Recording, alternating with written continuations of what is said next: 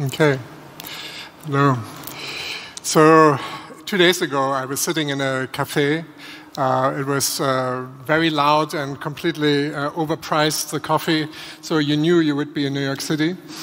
And I was talking with Julie, union organizer and author, and we talked about a platform for cooperatives that's called Up and Go, and that's 3 cooperatives of women, and they are selling their cleaning services through this platform. And Julie was saying, you know, they are their own bosses, you know, can you imagine? And she got really excited about this and basically said, you know, they can develop professionally and as people, and they, you know, they basically are in charge of their own workplace. And she said she just gets really tired when people talk about, you know, revolution because, you know, she just checks out. Because if people don't do something about the workers that are alive today, then what's the point? So this, and then Julie sort of sat up and had her back really straight and looked at me and said, you know, you have to commit. And so this is what motivated my talk in a way. So this is what this talk is about, is committing to a different project of an alternative economy moving towards a social economy. So just imagine, for example, 3,000 individual babysitters in Illinois who were organized through the Service Workers Union and then turned into a co-op and are now building a labor platform for themselves and an onboarding platform.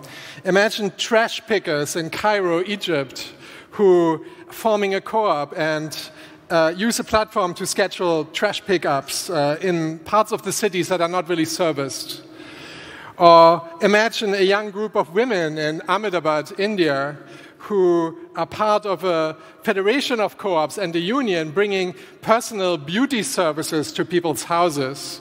So they are becoming part of the gig economy, but as a cooperative.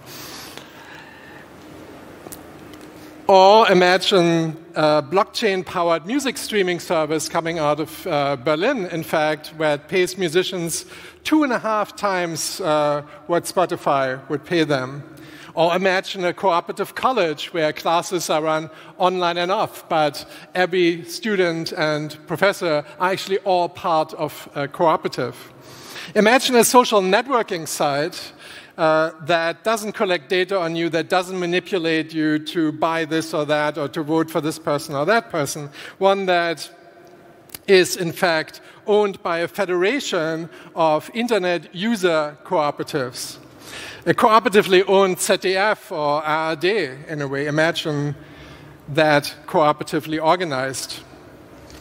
So imagine a platform co-op that connects a diverse group of patients who have chronic diseases and gets them access to paid research studies that are otherwise completely overrepresented by white women.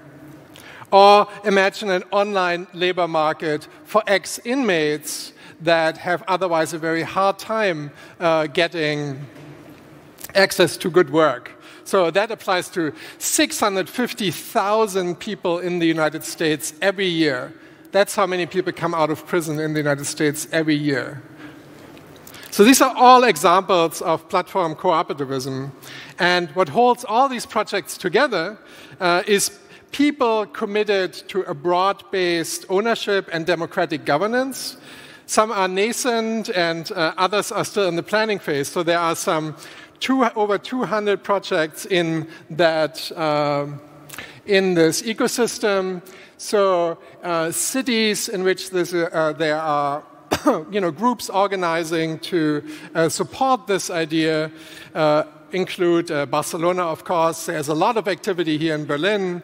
There are groups in Sydney. There's a conference on this in Tokyo in a few days. There's one in London this summer, and in many cities all over the world.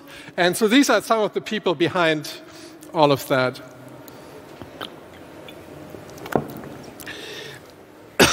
So these projects can't really be understood in isolation. They have to be understood as part of a larger ecosystem. And so it's a model that is really playing out differently for different sectors, right? So you have some sectors where this works really well and others where it doesn't work so well. So it works very well for home services, you know, people coming to your house to repair things, or cleaning services. It works well in transportation, so there are taxi services, essentially a cooperatively owned Uber. Or there's social care, right? So elder care, people caring for people in their homes. And then, of course, this also stretches into infrastructure questions of a cooperatively owned cloud or cooperatively owned internet altogether, data sharing. And some of these projects exist already. So like I said, I just talked about pull markets, right? Like social care or elder care, where there is much more demand than there is supply. And those are the areas where this is really thriving. So they will be particularly important because in those areas, you don't really need the marketing that you would need to compete with somebody like Uber or Lyft or other companies.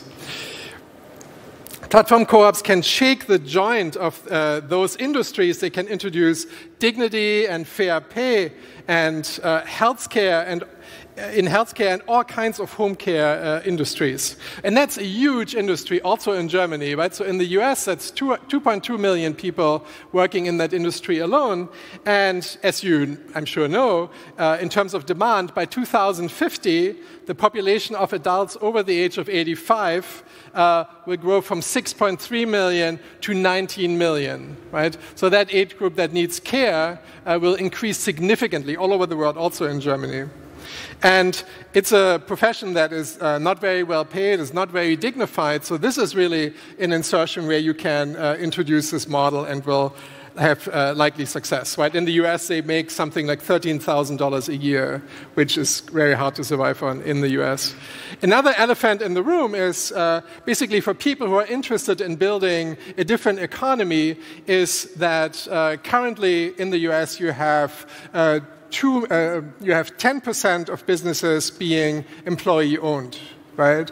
So over the next 5 to 10 years, 2 million businesses, additional businesses, will change hands. This is baby boomers retiring, right? So this is like an historic event with a singular opportunity to basically introduce employee ownership into these 2 million businesses that will be sold over the next 5 to 10 years. And so it depends on the awareness of all of us and of the owners and workers in those businesses to actually understand that there are also alternatives and that you don't have to go with the corporate form that is currently so prevalent, right? So that's the elephant in the room. It's not so clear also that corporate platforms like Uber will inevitably prevail. I mean, they didn't in Berlin. And these corporations don't really add a lot of value and could potentially be run by unionized worker or user-owned co-ops. So I don't know, I'm old enough to remember many of these empires vanishing, right? I don't know if you still remember Yahoo. Anybody had a Yahoo account? Yes, a few people. Lotus, anyone? Friendster, MySpace, right? AOL lost out to the free internet, and Microsoft's future was changed by Linux, right? So I really do believe that a better world is possible, but it's not really clear what will get us there, right? So we have, in the immediate term, I think like no capitalism isn't really an answer either. So there are projects like universal basic assets, right, or universal basic income, depending where you want to go, employee ownership, ESOPs, cooperatives, the solidarity movement, and, you know, of course, the peer-to-peer movement and electoral politics. But this isn't so much about solutionism. This is not about saying, like, so you're upholding the solution now that will solve everything, right? This is certainly not what this is. But there is, I think what's important about this is that so many people, and also so many talks, I'm sure, at this event and many others you went to, I think 80% of what people talk about is really diagnosis of what's wrong with the current system, right? But there is a very small part where people actually suggest solutions and alternative pathways, and I think that's very important. So post-capitalism, Paul Mason, or the post-work society, all of these things are like very far away. But what will get us there incrementally, step by step, I think that's very important, and that's sort of what I'm trying to focus on. So let's give you a few examples. So I mentioned this conversation I had with Julie about Up and Go, right? And so they are a platform that is basically run by 3 small worker cooperatives of low-income immigrant women in Queens. And they offer their cleaning services through that platform. And they're really interesting. These are not clones of the corporate equivalents of those sites, right? So you have for example, when they met and talked about the design of this platform and decided that they don't want worker profiles, right? Because they didn't like this idea that you would have competing workers being listed like it is in the entire sharing economy, right? Workers being pitted against each other with reputation scores. So they said, basically, we don't want this. So they have basically all you pick the co-op, or you don't, right? So like you have only the choice of this group, you have 3 choices, and you don't know who's coming because they say basically you should trust all of us because we have pride in our work.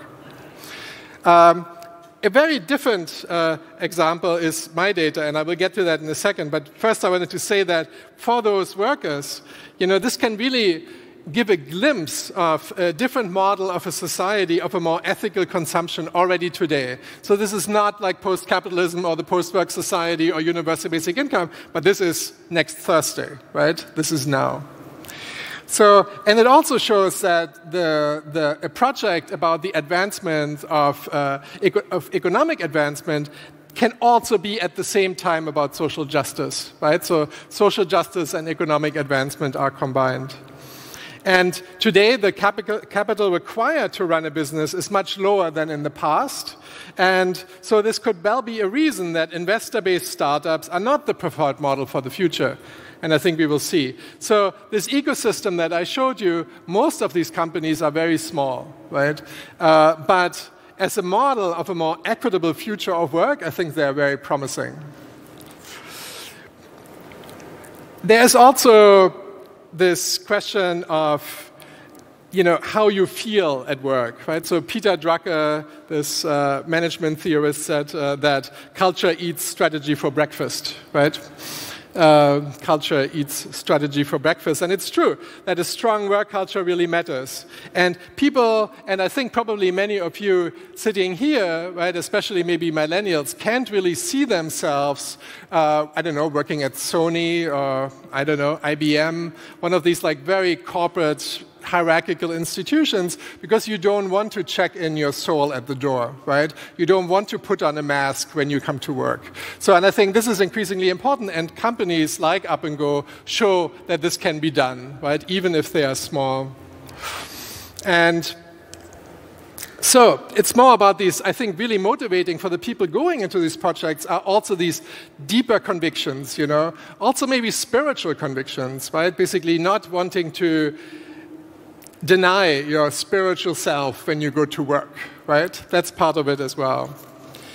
So my data, it has a different approach, right? So this was founded by the former president of the ETH in Zurich.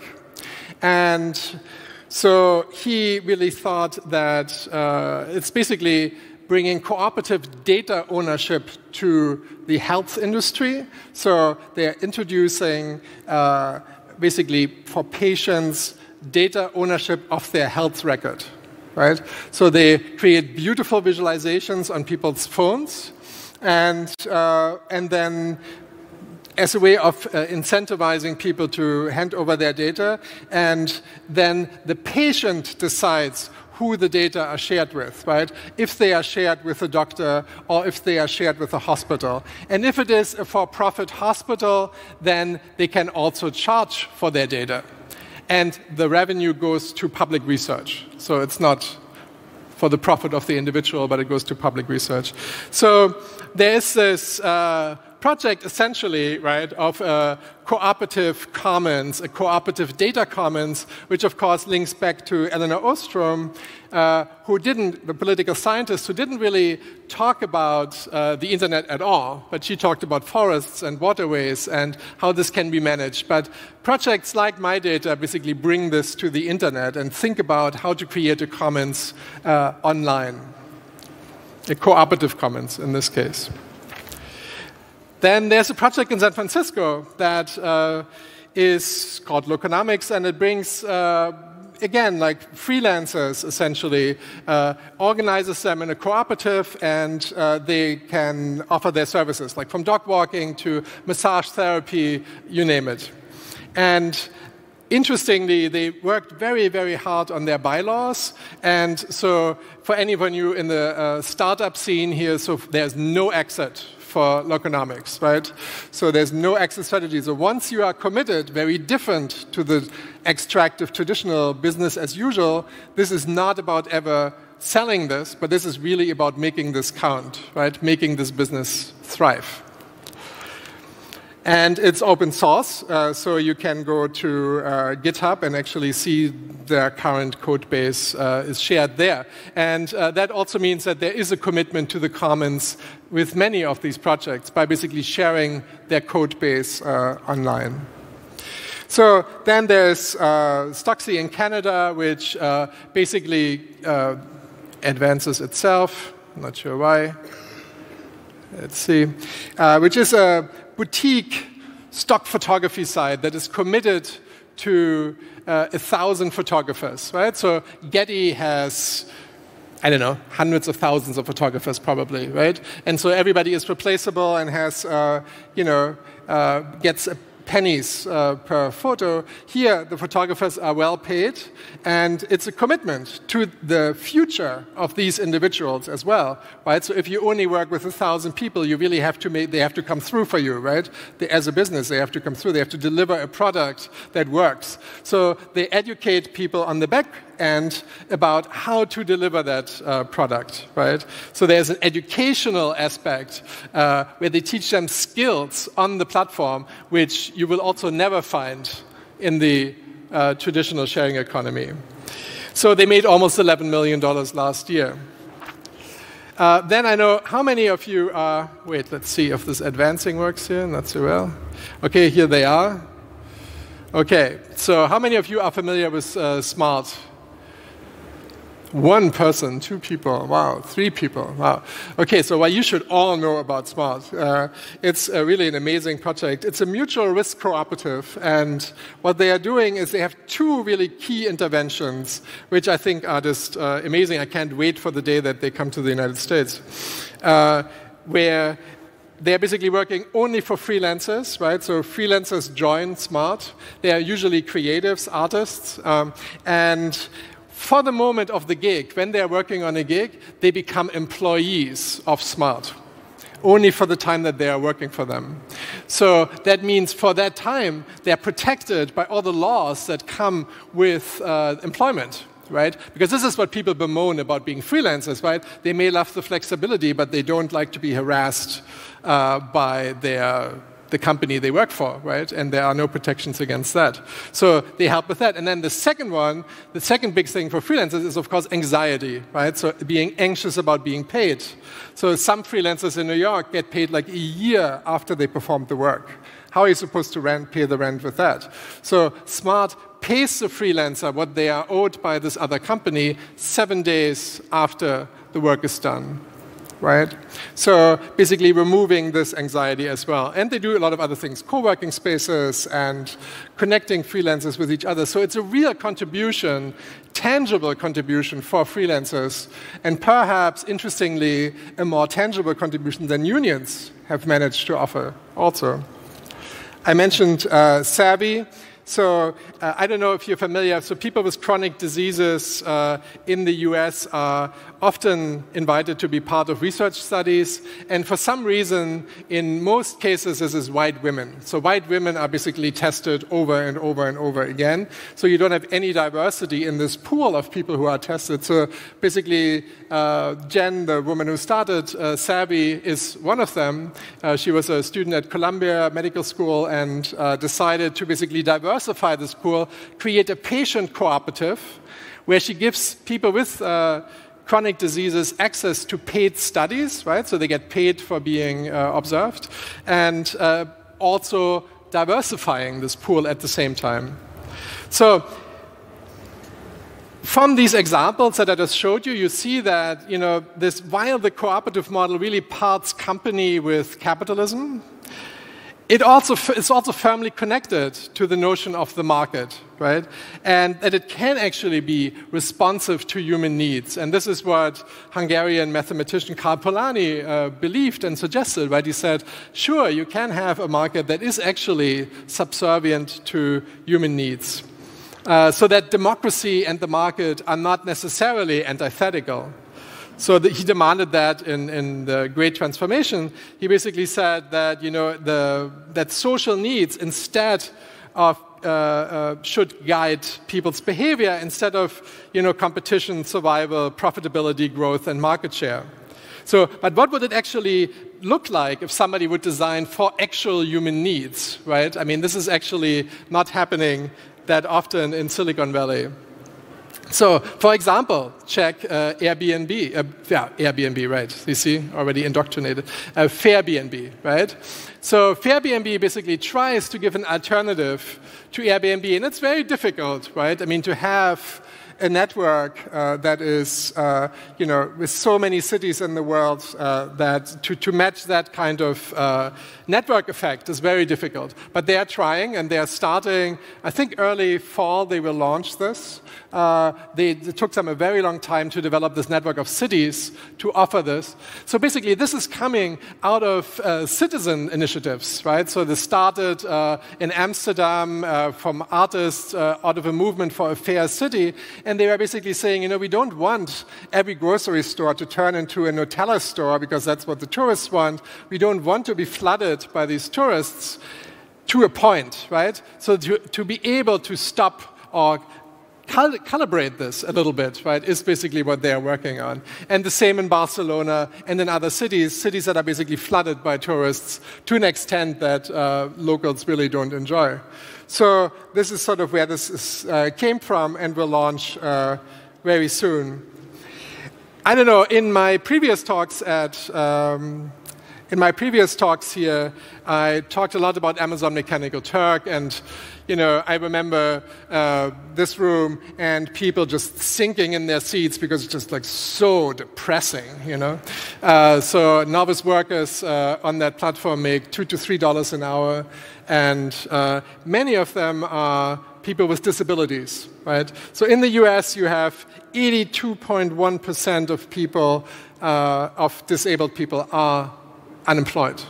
82.1% in 2016.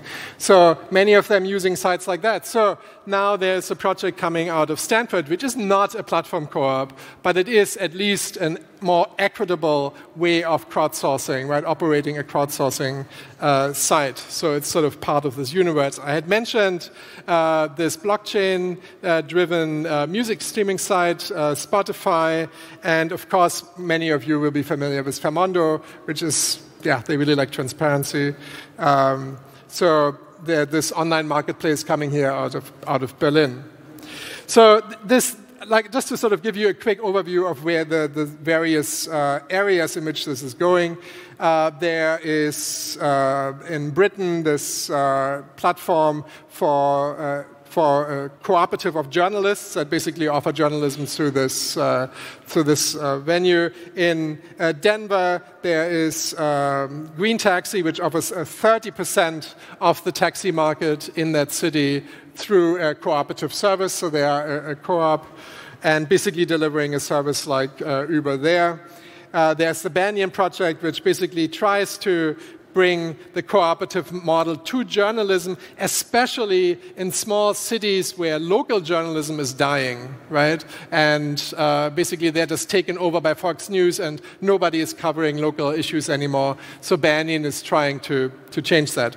So, okay, so these are sort of like a few examples. And essentially what they're doing is this, right? So they are bringing this almost 200-year-old model of the Rochdale Equitable pioneers, right? This is like was one of the earliest co-ops, and the Cooperatives Women's Guild to today. And so I sketched this out in 2014, proposing to join the two together, and I called that platform cooperativism. It's incredibly hard to pronounce, but somehow caught on anyway. So it's an intellectual framework, economic model, and set of practices that's really concerned with getting things done, right? So not assuming too much, right? I mean, what is a platform, right? So like just to sort of take this apart for a second. So a platform is an online intermediary that allows individuals and groups to interact.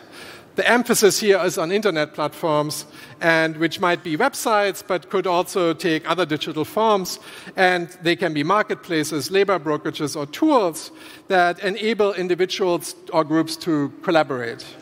And they have economic importance, but they also have political importance. Just think about these babysitters I mentioned earlier in Illinois.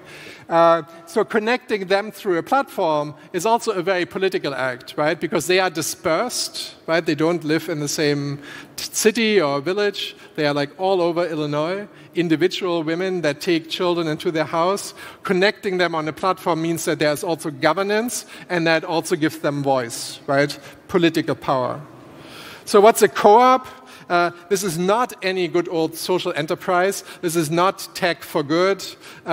This is a cooperative is quite a specific form. It's the International Cooperative Alliance defines a cooperative as an autonomous association of persons united voluntarily to meet their common economic, social, and cultural needs and aspirations through a jointly owned and democratically controlled enterprise. And to make it easier, they also have 7 cooperative principles. So we try to somehow bring them to the internet here, which means, voluntary open membership, autonomy, independence, education, training, information, concern for the community. Cooperation among cooperatives is interesting because that means that in difference to other businesses, they're actually interested in sharing data, creating a data commons, collaborating, right? Different to competitive businesses. So, we can also think of Robert Owen, who began experiments in communal living in America in 1825, starting with a town that he sort of turned into a cooperative called New Harmony in Indiana. In the American South, intentional communities that functioned as cooperatives were formed by African Americans, free and enslaved. So in fact, African Americans created cooperatives in the American South to buy slaves out of slavery, right? So a deeply important history that sort of shows you the importance or the power of this model. In the 1800s, Emilia-Romagna in Italy, of course, constitutes to this day 30% of the GDP of that country. So, and yet, this is not your parents' co-op, right? So this is not Edeka, right? And this goes far beyond the groups of 1960s college students sharing a house and cooking and cleaning services together. So here are the advantages, right? So in this text that I wrote in 2014, I had this metaphor of, ripping Uber's algorithmic heart out and putting in cooperative values, right? So in other words, like an Uber owned by the drivers and operated by the drivers. And why does that make any sense? So when I talk to startup people, they would say, like, well, what are the advantages, right? And there are very tangible advantages. So in fact, after 2008, there was a real renaissance of cooperatives. And one reason was that they saw that they didn't crash just like all the other businesses because they were much more resilient, because people stuck together and made it work. And so you have fair pay. So co-ops are usually paid the same. They're not higher paid, but they're usually paid the same as other businesses. There's definitely a higher quality of jobs because you have actually dignity on the job. You own the business. And they are more productive. Because it turns out, unsurprisingly, that if people actually own part of a business, they have a bigger interest in it. And there's a more diverse member pool, potential tax advantages, and the money isn't just sucked out of the community with a vacuum cleaner by some Silicon Valley startup and then transferred to Silicon Valley, but the money actually stays in the community. And they have access to member capital, which we saw with Fairmondo, which basically raised shares in the cooperative initially and raised almost $1 million that way, instead of taking sugar money from some investor. And it allows them to scale, right? It allows this model to scale. Okay, so it's 4 main commitments that you want, like sort of a North Star of the alternative digital economy. And they are broad-based platform ownership. So basically think about a platform that's cooperatively owned by workers alongside the people who use it, right? So there are multi-stakeholder cooperatives. And because you can't, what's at the heart of this is that you can't substantially change what you don't own, right? So with this discussion, like many of the talks that you heard here at Republica, I'm sure, talked about privacy and Facebook and all these things, but substantially, nobody can change very much at all if they don't own the platform. If you don't own the platform, you can have algorithmic transparency, you can have data ownership, you can determine how you classify the workers who are on it, etc., etc., etc. So there is a whole thing that follows from owning a platform, right? So they can do professional development, and so on. So it's basically, it's digital self-defense for the 21st century. So and then second, it's about open source, right? So people in this community are committed to open source. And third, we learned that you can't just sprinkling around ownership isn't enough either. So ownership without governance isn't cooperativism either. So you have to really have a voice in the platform when you own it. So without democratic governance, platform ownership alone isn't able to substantially change social relations, right? So, and this is really one of the biggest problems for all cooperatives, online and off, is how to make that actually happen, right? Like, what does that actually mean? What does it mean to democratically govern anything, right? Like, how do you have voice, right? That's so abstract. What does it actually come down to? But people figure this out with the tools and platforms that they are building. And then the fourth point is co-design, right? So not waterfall design as you have it in Silicon Valley with the big ego designer who basically pushes a product out to people, but to actually design it with the workers and with not just the workers, but everyone who is using this product from day one, right? And because what you have, I don't know, a friend of mine told me the story about this woman who basically sits in a wheelchair and pushes herself by sort of pushing her legs up in the wheelchair like this. I mean, it's very rare that somebody moves like that, but she moves like that. And in all tests with self-driving cars, she was killed because the algorithm didn't recognize her as a moving person, as a pedestrian.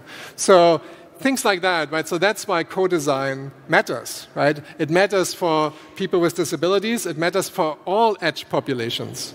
So co-design is one of the other principles. So as you can see, these are not just clones of Uber or Care.com or Deliveroo. These are really quite distinct types of businesses.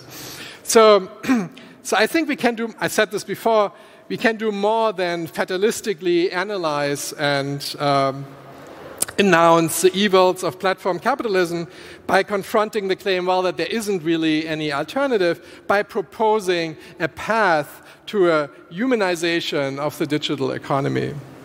So over the past 3 years, almost unobserved in the niches and hollows of the digital economy, stacks of these projects came up that really follow a very different financial logic. right? So the oldest worker cooperatives in the US emerged in the 1950s and 70s, but more than half emerged after 2000 and more than a quarter since 2008. So there was a really big increase after 2008. Most of them were created after 2008. So you see this relationship between this form and people trying to insulate themselves against this harm that can be done to them, right, in the economy. Also important, 70% of all co-op employees in the US are female, 70%, and 2/3 are non-white, and Latinos are a near majority with 45%. So that's sort of how you see how economic development goes together with social justice. But what is strange, nevertheless, is also in this country, also in Germany, that these cooperatives and the cooperative form itself is hidden in plain sight, right? So, and why is that? I mean, in the US, I can tell you why because after World War II, there was this real fear of being associated with communism in the McCarthy era, and cooperatives just shut up. They just didn't say anything anymore in public because they didn't want to fall in this rubric, right? But then the problem was that they sort of kept silent afterwards and didn't project their values outwards very much. But 1 in 3 Americans is a co-op member. You know, there are co-ops like Ace Hardware, Ocean Spray, Cabot Cheese, and REI Co-op. Collectively, Americans hold over 350 million co-op memberships. In Brazil, there are 7.6 members of co-ops in 13 different sectors. Every 4 in every 10 Canadians is a member of a co-op, at least one. In Quebec, even more. France has 23 million. Germany has 20 million members of co-ops. In India, 239 million members of cooperatives. So in Spain's Basque Country, of course, the world's largest worker co-op, Mondragon, has some 74,000 workers. So you see that this is a serious economic power.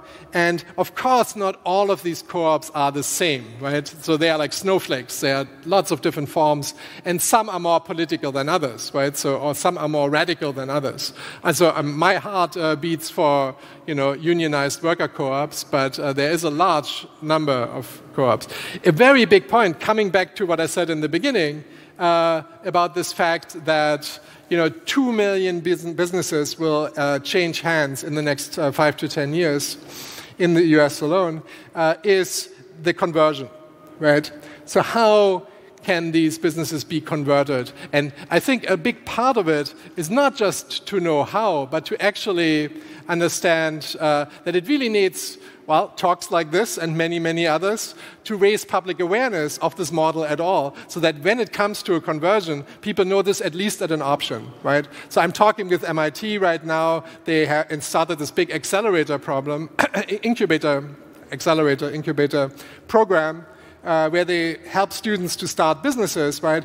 That this model should also be part of the palette that they have available to themselves, that they are aware of this, right? That this is taught in business schools, that it is taught in law schools, right? So, but the conversions are different. So the babysitters that I mentioned originally were organized with the help of a union and then turned into a co-op, a purchasing co-op, in fact, with a platform. And then, of course, existing cooperatives can get a platform. That's very easier step to do. Then a failing startup, there's an example in, or maybe one that's just not performing very well, right? That very soon might fail. The number 2s or 3s in the market, maybe even, that will be, are basically sold to the workers and then taken over and converted into cooperatives. And then there's the antitrust option, probably like on the horizon, to say that, like, why shouldn't Uber or Google or Facebook be split up with one of these companies then becoming a cooperative by government mandate, right? So why should you listen to all of this? Why should you follow this advice or this proposal? Well, I mean, so you can follow up on this in these books that I published on this over the last 2-3 years. Überworked and Underpaid, and then this co-edited Hours to Hack and to Own that really detail this proposal. And at the New School, where I'm this activist scholar, I founded this platform cooperativism consortium, and I presented this model to the G7 labor ministers and to the Italian parliament and to the British Labour Party, took it as one of their 10 points for the future of the internet. And recently we got a $1 million grant to advance this ecosystem through a platform co-op development kit. So here we are basically trying to address these questions that I discussed earlier, where I said basically, first of all, it needs some kind of analysis to actually understand what the problems are with this extractive sharing economy. And then you need to see some of the alternatives, platform co-ops being one of them. And then if you are really interested in pursuing this and starting one, and we get those emails and phone calls certainly weekly from, I don't know, I got an email from a taxi driver in Cape Town, South Africa, who said he was driving for Uber, that he organized 2,000 Uber drivers and they want to start a platform co-op, or I mean, many people, dog walkers in Los Angeles. And so if they are at this point, then we can say, okay, so here's a toolkit, you can actually start this. And so now I'm working with the IDRC in Toronto. It's a group of programmers who are committed to social justice, and we are building an open source labor platform that people can use and customize for their own purposes.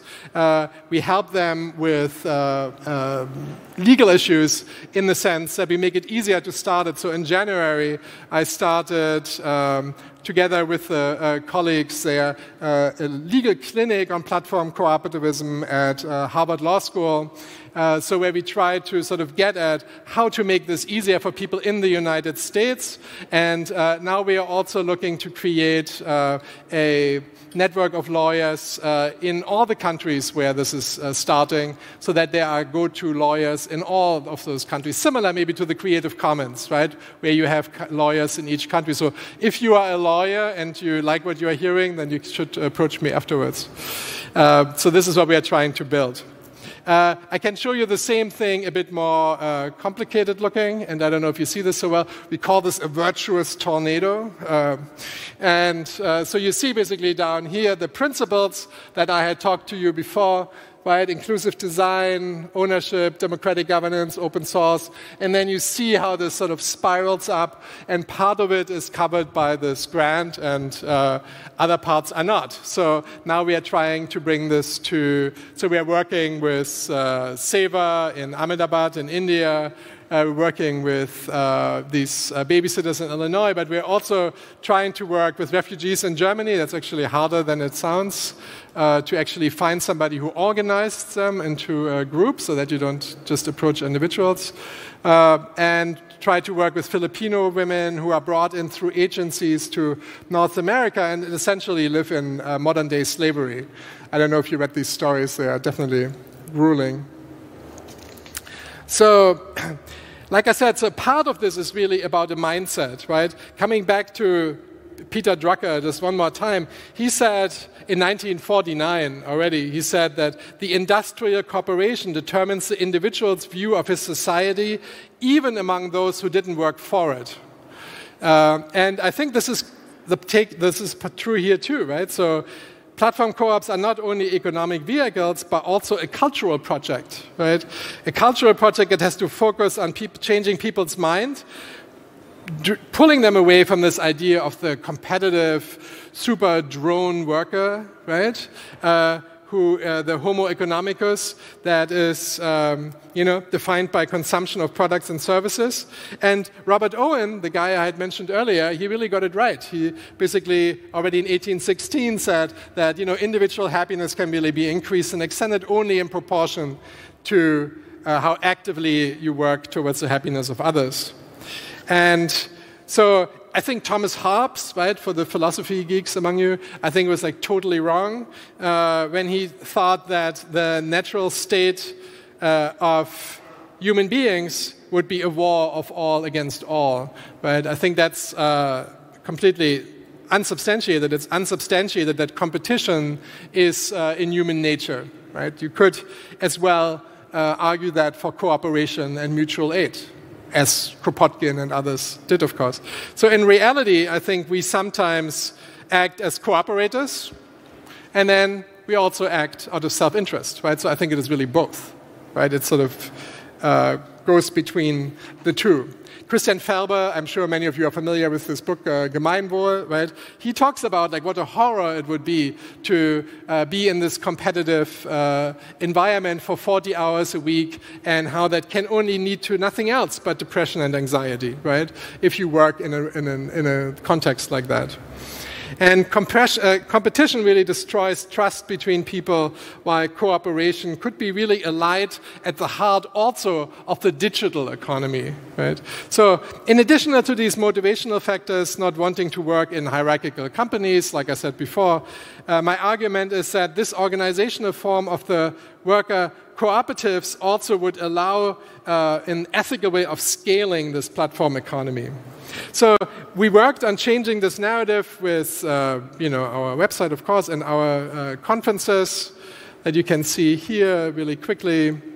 So it's a new school where we have the platform consortium. This is the consortium.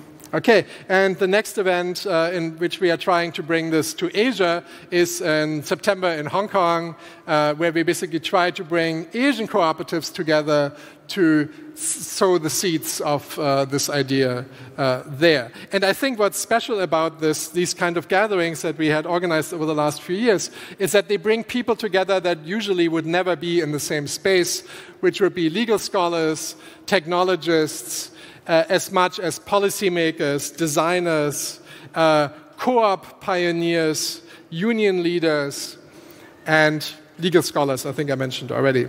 So I think what we did in those events was really taking stock of innovation. So there were, we were really early on committed to blockchain and showing also technologically that an alternative is possible and that it's possible now, right? So this is not something that happens on the far horizon.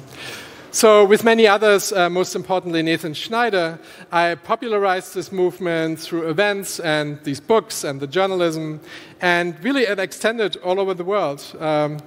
And in the meantime, so this model now continues to spread, but I also wanted to say a word about what it is actually pushing back against.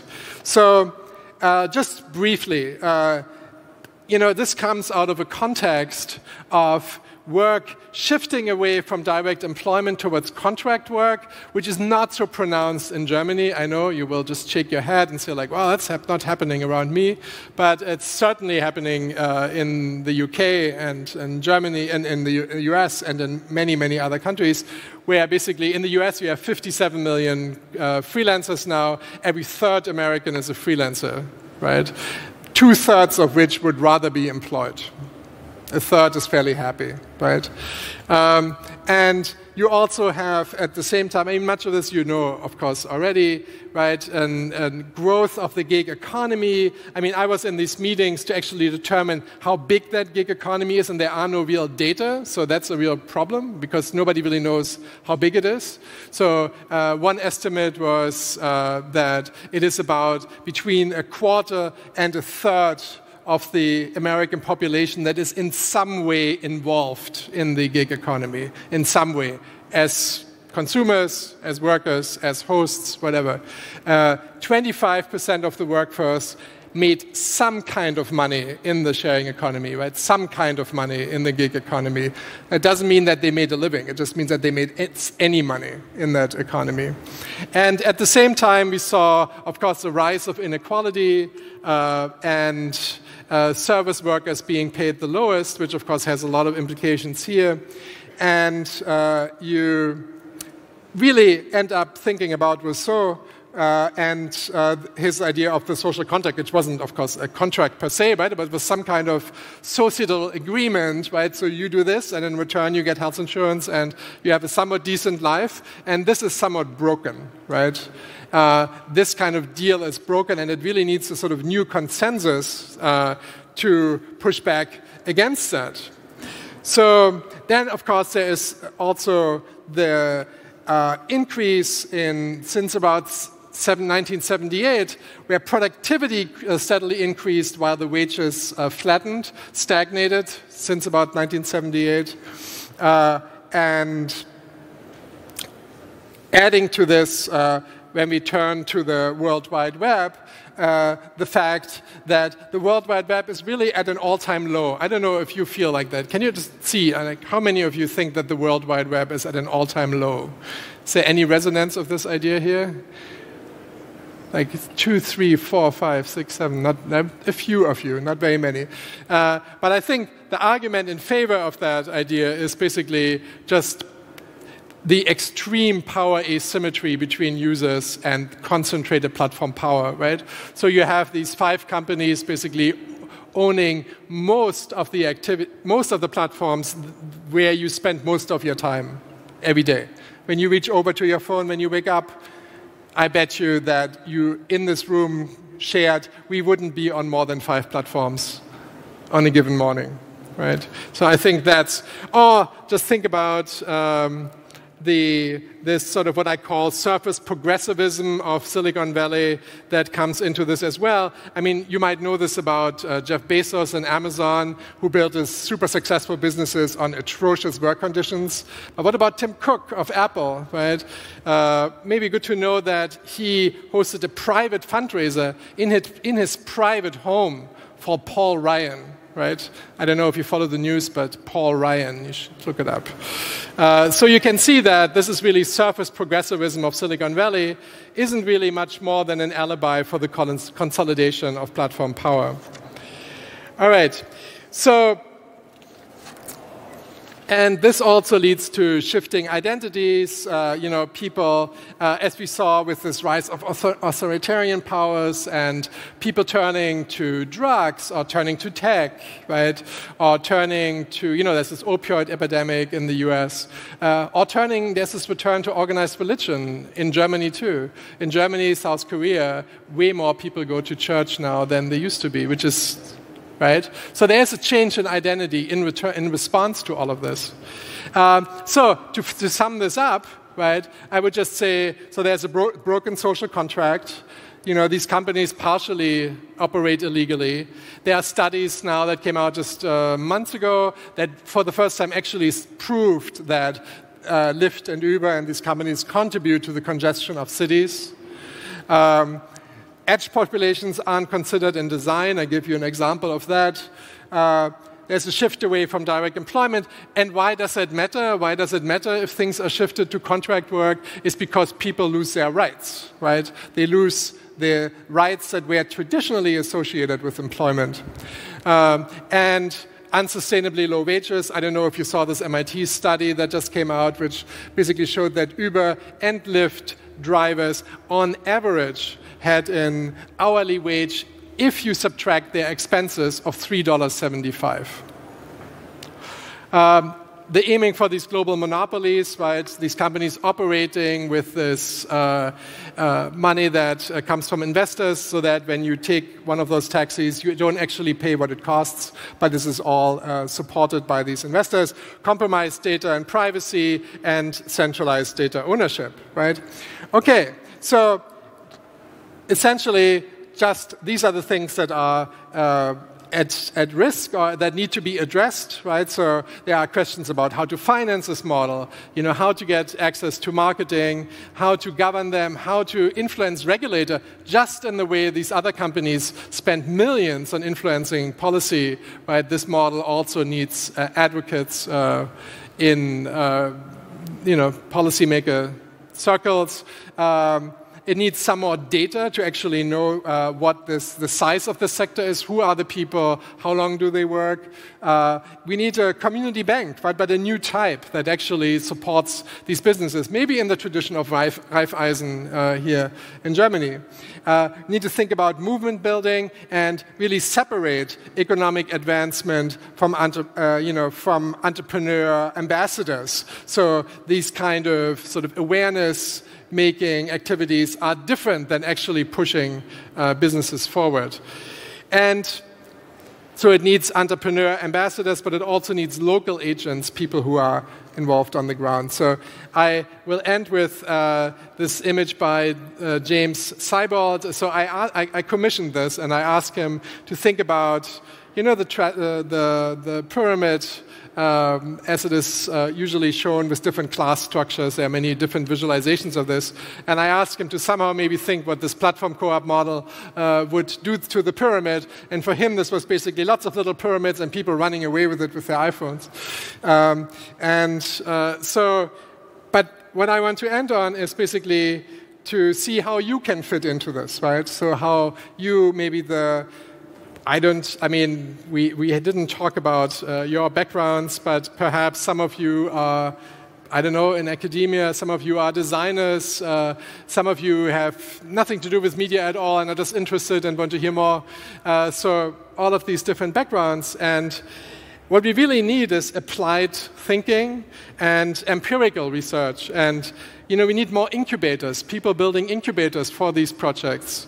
We must support research and culture around this. So this means also celebrations and developing rituals and thinking about ethnography and fieldwork. There's some organizational theory in there as well, right? Analyzing governance issues and practical case studies that can be used in business schools. Like not a single business school, except there's one exemption. In the United States, there's not one that teaches the cooperative model, with one exception in all of the United States. Law schools don't talk about it at all, right? So how can you change that? You need to provide material that they can actually teach. So this is about a movement about shared ownership. It needs anchor institutions. So I started this consortium at the New School, but we are now also building an institute for the digital cooperative economy. And of course, there's policy work, and depending on where you want to put your energy, you could do this at the federal, local, or state level. And the answer is, of course, different between Germany and the United States for obvious reasons, but we hope that will change soon. And so, while I mostly emphasized the labor aspects of all of this, it's of course clear that there is a lot of discussion about infrastructure here as well. I know in Germany there's a lot of discussion about energy cooperatives, right? Citizens of Berlin, right, residents of Berlin tried to buy the electric grid of Berlin and just failed very closely and almost got it. So how can you take that kind of thinking to the internet? And given the realities of concentration that I explained earlier, co-op ownership of internet service providers, municipal broadband, cooperative cloud services, right? And cooperative equivalent to Google Docs. All of that is already underway. There are people working on this as we speak. So I'm arguing also for a fine balance, avoiding any kind of helicopter morality, right? That sort of looks at, is this really a co-op? Like legally maybe not, but they're operating like one. Or is this really open source, fully, right? So I think we should be sort of generous with these things, but there are some things that need to be clear, which is sort of core intellectual commitments, and they are really among the four that I mentioned, two that I would insist on, which is democratic governance and broad-based platform ownership. So you can't change platform capitalism solely by criticizing it, by giving talks at conferences, or by solely hoping that policymakers will pick up your ideas. Instead, you can change it by committing to an economic model that reveals the failure of the existing model and perhaps puts it out of business. So you remember Julie that I talked to in the beginning, and she asked us to commit, right? So I'm not sure what the odds are that this model will make the old one obsolete, But I'm sure that 30 years from now, platform co-ops will still be a slice of the digital economy, and how large that slice will be is just really up to all of us. And I'm not sure what the odds are that we will win, but I know what the odds are if we don't try. Thank you.